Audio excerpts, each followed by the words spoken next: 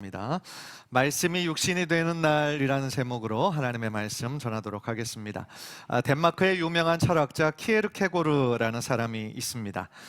키에르케고르가 한 이야기를 사람들에게 나눴던 적이 있었는데, 그 이야기의 내용은 이렇습니다. 한 왕이 있었는데 어느 날 아주 가난하고 또 지극히 평범한 농촌에서 살던 한 소녀를 보게 된 거예요. 그리고 보자마자 사랑에 빠졌습니다. 그런데 큰 문제가 있었는데 그 여인은 왕가의 혈통이 아니었어요. 그리고 정식 교육도 받지 않은 여성이었습니다. 허름한 누더기 옷을 입고 또한 초라한 오두막집에서 살고 있는 그러한 여성이었어요. 그런데 왕은 어떤 특별한 이유도 없이 그 여인이 계속 생각이 나는 거예요. 그래서 왕국에 돌아온 이후로 계속 고민을 하다가 그 사랑이 더욱더 불타올라서 그 고민이 되어 자문관들을 이렇게 부릅니다. 자문관들에게 자신의 고민을 털어놔요. 그랬더니 자문관들이 뭐라고 얘기하냐면, 그건 큰 문제가 되지 않습니다. 언제든지 왕의 명령만 내리시면 그녀를 데리고 와서 왕비로 삼을 수 있습니다. 그렇게 얘기를 해요. 그런데 왕은 자신이 가진 힘으로 얼마든지 그렇게 할 수 있어요. 할 수 있는데 강요에 의해서 그녀의 사랑을 얻고 싶은 마음은 없었어요. 그래서 고민 끝에 왕이 결정을 하는데, 어떻게 결정을 하냐면 강요에 의한 억지 사랑. 그래서 왕의 신분과 그 권력 때문에 사랑도 없는데 들어와서 그렇게 사는 것을 원치 않았던 이 왕이 잠시 동안 왕의 지위를, 왕의 직책을 자기가 포기하기로 결심을 해요. 그래서 자신의 왕궁에서 떠나서 자신이 왕으로서 누리던 모든 특권을 다 버리고 자신이 사랑하던 소녀가 살고 있는 동네로 가요. 그래서 평범한 서민으로 살아가기로 결정을 하는 겁니다. 그래서 비슷한 환경 속에서 같은 음식을 먹고 또 비슷한 옷을 입고 또 자연스럽게 그녀에게 다가가서 그녀의 사랑을 얻기를 원했던 거예요. 그 이야기의 결론은 어떻게 되었을까요? 안타깝게도 그 이야기는 딱 거기서 끝이 나요. 아마도 해피엔딩으로 끝나지 않았을까 우리가 예상해 보는데요. 사실 키에르케고르는 우리가 철학자로 잘 알고 있잖아요. 유명한 철학자로 잘 알고 있는데 그는 철학자인 동시에 신학자였어요. 따라서 그는 이 이야기를 비유 삼아서 설명하고자 하는 것이 있었는데, 그것이 바로 예수님의 성육신 사건이었어요. 성육신 사건. 성육신은 좀 쉬운 말로 하면 하나님께서 하나님의 자리를 내어버리시고 포기하시고 자신이 만드신 피조물인 인간이 되기로 결정하신 사건이에요. 성육신, 육체를 이미 입으신 거죠. 이것은 마치 방금 키에르케고르의 이야기에 나왔던 것처럼 가난하고 평범한 그 여인과 사랑에 빠진 왕의 이야기처럼 하나님도 자신이 창조한 인간을 너무나 사랑하셨기 때문에 그 피조물이 되기로 결정하신 그 사건이었다라는 거죠. 그래서 키에르케고르의 이야기와 이 성육신 사건의 가장 큰 연결고리는 내려놓음이지 않을까라는 생각을 해봅니다.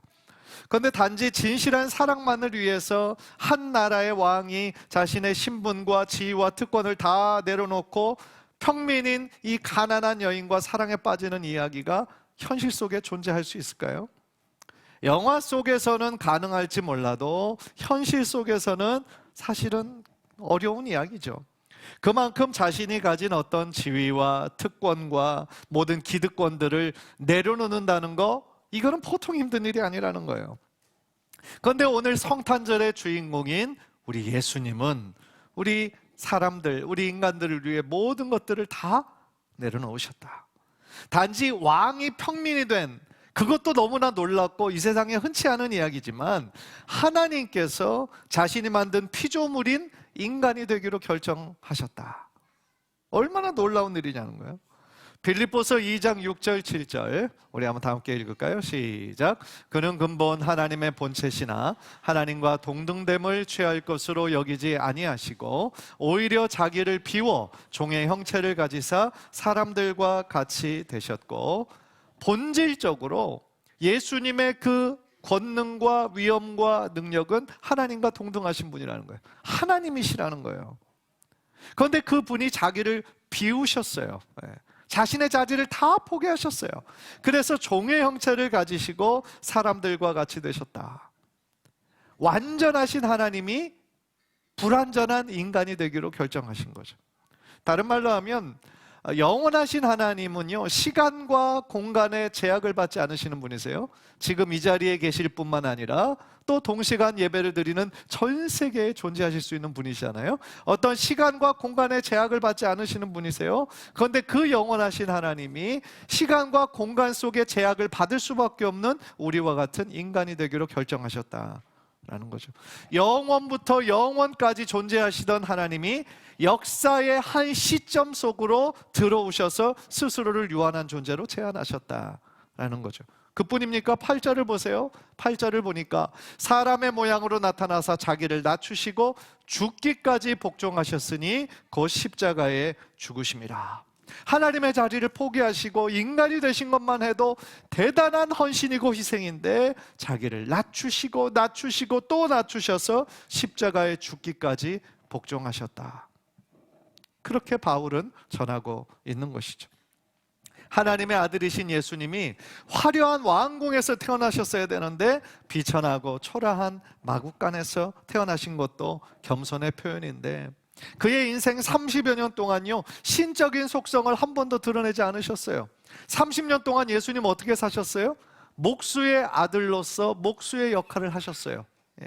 부모님 말씀에 순종하셨어요. 그리고 목수 생활을 하면서 가난하게 자신의 동족들과 함께 더불어 사셨어요. 그리고 그러시다가 하나님의 정하신 때가 되어 공생의 사역을 시작하시면서 이 죄 많은 인류들을 살리시기 위해서 아무 죄도 없는 분이 십자가에 달려 자신의 생명을 우리들을 위하여 주셨다라는 것이죠. 정말 너무나 놀라운 헌신이고 희생이고 완전한 내려놓음이다 라고 말씀드릴 수 있는 거죠. 따라서 오늘은 그런 면에서 너무나 기쁜 날이에요. 하나님의 신 아기 예수가 구원자로 이 땅에 내려오신 날이기 때문에 기쁘고, 또 그 크신 사랑, 하나님의 그 크신 사랑을 우리들에게 말로만 보여주신 것이 아니라 그의 존재로 삶으로 보여주셨기 때문에 그래서 더 기쁘다라는 거예요. 사실 2000년 전에 당시에 유대인들이 생각할 때요, 하나님은 어떤 존재냐면 지극히 거룩하신 분이에요. 너무 거룩하신 분이기 때문에 한편으로는 두려운 존재였어요. 유대인들이 생각할 때. 그래서 유대인들은요, 하나님의 이름을 함부로 부르지도 못했어요. 구약에 나타난 하나님의 이름은 야훼 하나님이거든요. 야훼 하나님이에요. 그런데 유대인들은 성경에서 야훼 하나님의 이름이 나올 때마다 그 이름을 감히 부르지 못하고 주님이라는 뜻을 가진 아도나이라는 단어로 바꿔서 읽었어요. 그러니까 피조물인 우리가 창조주 하나님의 이름을 감히 부를 수 없다, 이렇게 생각했던 거예요. 실제로 모세가 하나님의 임재를 경험하잖아요. 타는 떨기 나무 속에서 하나님의 임재를 경험합니다. 그리고 하나님 당신은 누구십니까? 묻잖아요. 그때 하나님은 자신을 뭐라고 말씀해 주셨습니까? 스스로 있는 자다라고 이렇게 해석을 했지만 실제로 영어를 보면 I am that I am 그랬어요. 나는 나다, 나는 나다, 이렇게 말씀하셨어요. 또는 야곱이 야복 강가에서 천사와 씨름합니다. 단순한 천사가 아니었죠. 하나님이었죠. 그리고 그 이름을 물었습니다. 그랬더니 그분이 뭐라고 하시냐면 말씀해 주지 않으셨어요. 하나님의 이름을 말씀해 주지 않으셨어요. 이처럼 유대인들에게 하나님은요, 너무 크고 거룩하고 두려운 분이었어요. 심지어 하나님의 임재가 있을 때에 이스라엘 백성들은 감히 눈을 들어 하나님의 임재를 바라보지 못했어요. 왜냐하면 죄가 있는 죄인들이 하나님의 거룩하신 임재를 바라보면 그들의 죄 때문에 죽을 거다라고 생각을 했어요. 실제로. 그러니까 하나님이 임재하셨다라는 것은 그들에게 두려움이었어요. 그래서 이사야 6장을 보면 이사야가 하나님의 임재를 경험하고 나서 뭐라고 얘기합니까? 화로다 나여 망하게 되었도다. 하나님의 임재를 경험했는데 왜 이렇게 얘기해요? 그만큼 하나님은 거룩한 분이시고 두려운 분이었어요. 자신은 입술이 부정한 사람인데 만군의 여호와이신 하나님을 만났다는 거예요. 그러니까 이제는 자기 죽을 거라는 거예요. 이렇게 구약의 시대를 살아가던 사람들은요, 하나님을 믿지만 하나님을 생각할 때 너무 거룩하고 능력이 많으셔서 죄인들인 자신들이 가까이 하기에는 조금 너무나 두려운 하나님이었던 거예요.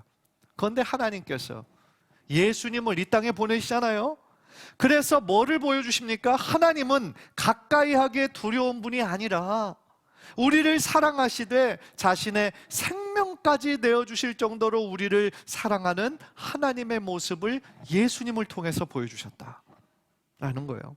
즉 예수님의 모습을 보면서, 예수님이 하시는 사역을 통해서 유대인들이 막연하게만 알고 있던 하나님의 모습을 자신들의 눈으로 직접 확인할 수 있었다라는 거예요.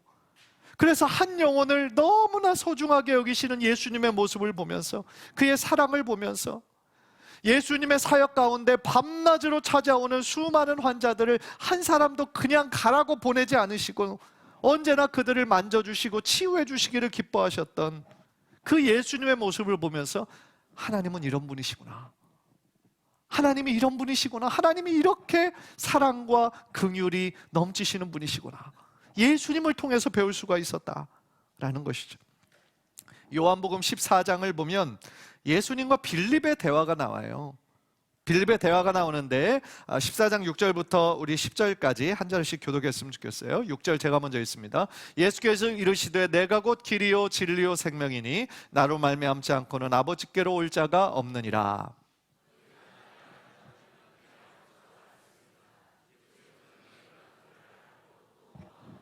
빌립이 이르되 주여 아버지를 우리에게 보여주옵소서. 그리하면 족하겠나이다.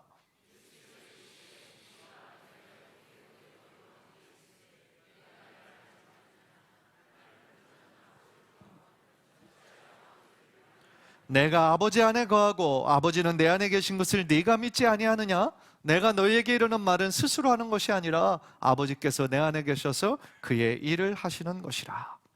빌립이 예수님과 대화를 나눕니다. 그러면서 뭐라고 했냐면, 하나님을 좀 보여주세요.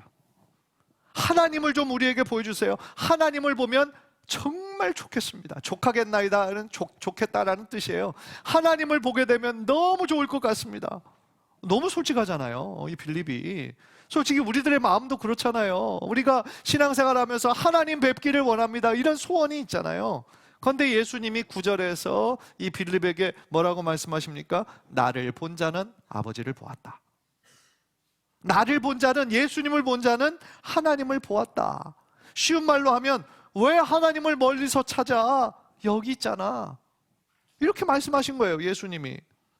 그래서 10절을 보면 놀라운 삼위일체 하나님의 그 존재 양식과 또한 사역의 모습을 보여주시는데, 예수님이 하나님 안에 거하시고 하나님이 예수님 안에 거하시는 완전한 삼위일체 모습으로 사역하셨다라는 것이죠.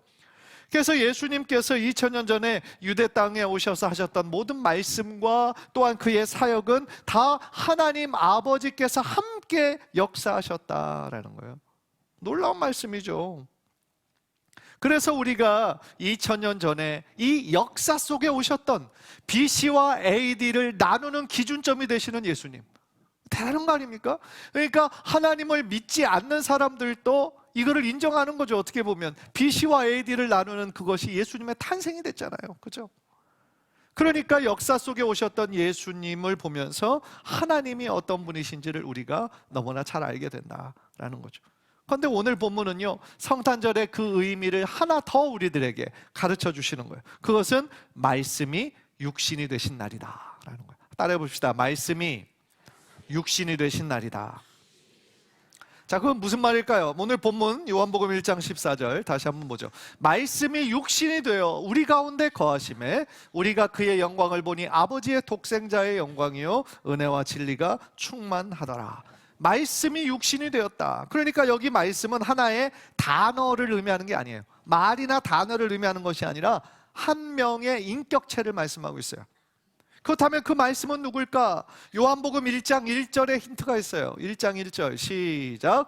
태초에 말씀이 계시니라. 이 말씀이 하나님과 함께 계셨으니 이 말씀은 곧 하나님이시니라. 이 구절에서 우리는 두 가지를 배울 수 있습니다.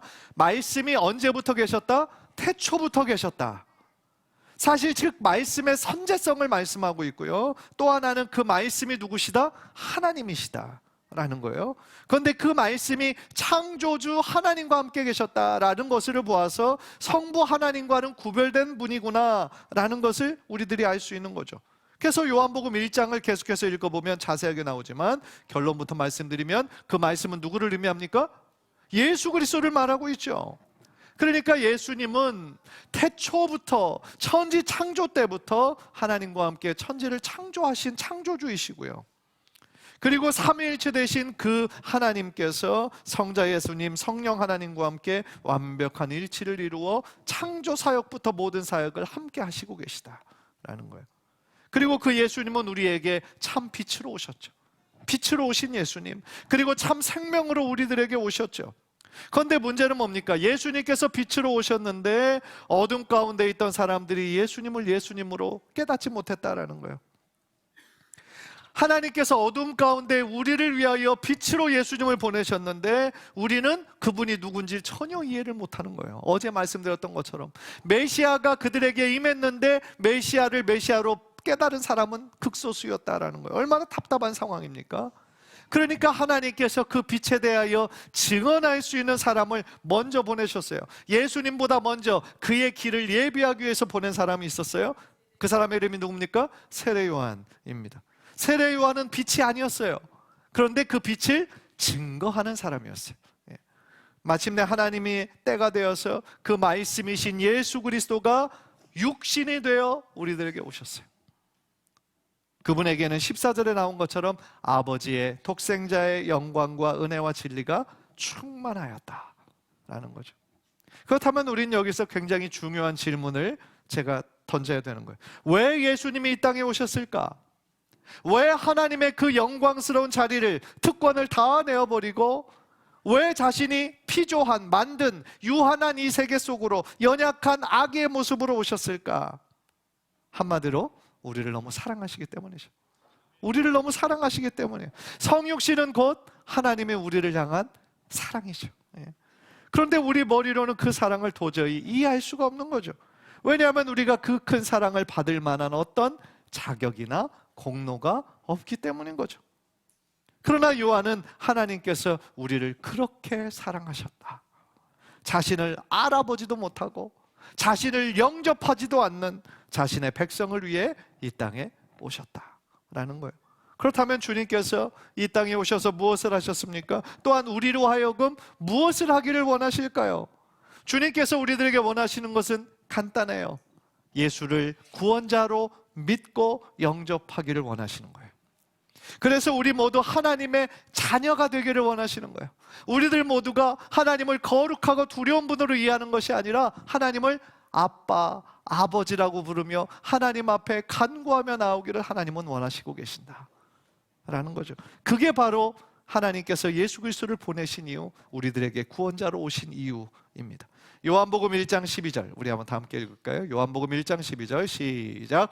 영접하는 자 곧 그 이름을 믿는 자들에게는 하나님의 자녀가 되는 권세를 주셨으니 할렐루야. 우리가 예수님을 나의 구원자로 믿는 모든 그 순간부터 하나님의 자녀의 놀라운 특권과 권세를 누리게 됨을 믿으시기를 바랍니다. 우리가 누린 특권이에요. 구약의 그 어떤 성경의 인물, 어떤 믿음의 인물보다 우리는 더 큰 특권을 가진 사람들이다 라는 거죠. 사랑하는 성도 여러분, 오늘은 너무나 기쁜 날입니다. 태초 전부터 계셨던 예수님께서 우리를 구원하시기 위해 이 땅에 내려오신 날입니다.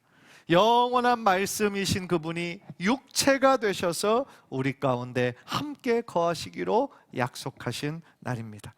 간절히 바라기는 우리들의 마음 안에 영원한 말씀 로고스 되신 예수님을 믿으시고 그분의 말씀 따라 늘 거하는 삶을 사셔서 주님의 은혜와 진리와 영광이 늘 충만한 복된 삶을 사시는 우리 귀한 성도님들, 또한 우리 청년 모든 자녀들 되시기를 주님의 이름으로 간절히 축복합니다. 기도하겠습니다. 우리 한번 기도할 때 우리 하나님께 감사의 기도를 드렸으면 좋겠어요. 하나님, 나 같은 죄인을 위하여, 나같이 이렇게 연약한 사람을 위하여 구원자로 나를 구원하시기 위해서 오신 예수님 너무 감사합니다. 하나님의 그 크신 사랑 너무나 감사합니다. 우리의 삶을 사는 동안 오직 하나님께만 영광 올려드리는 우리들의 삶이 되도록 주여 함께하여 주옵소서. 축복하여 주옵소서. 하나님의 자녀에 맞는 그 부르심에 맞는 그 거룩한 삶을 살아갈 수 있는 우리들 될 수 있도록 주여 은혜를 내려 주옵소서. 우리 제목 가지고 주여 한번 부르고 우리 한번 통성으로 기도합니다. 주여